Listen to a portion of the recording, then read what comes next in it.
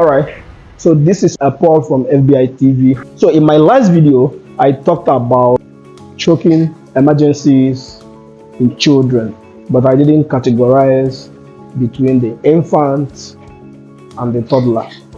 So today I want to get you the exact difference in the interventions you give.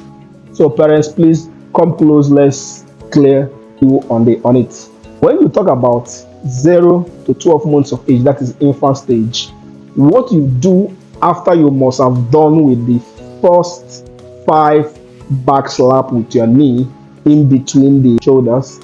Once you are done with that and you discover that the baby is yet to be relieved, the baby is still having choking, what you do this time around, when you turn him around, what you give it chest thrust, 5 chest thrusts like you are seeing in this video, and not abdominal thrust in the case of toddler.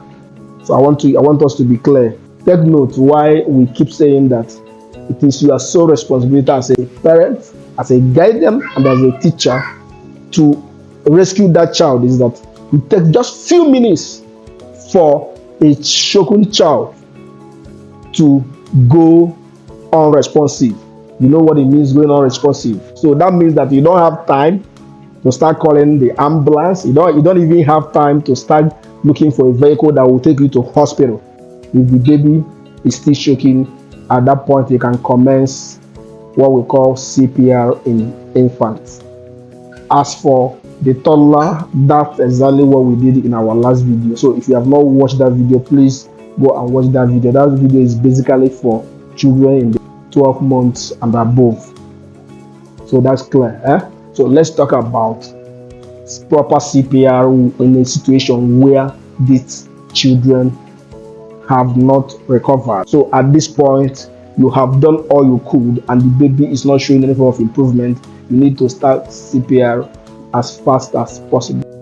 So CPR in infants, just put your 2 fingers below the nipple, in between the 2 nipples at the sternum, and give 5 chest compressions and then alternate with 2 rescue breaths. Do this alternatively.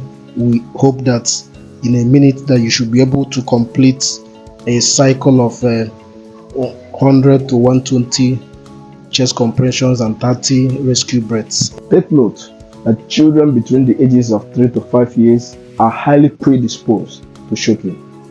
This happens when children are playing around, trying to pick 1 or 2 things around them and then putting them in the mouth. It can equally happen when children are eating and playing.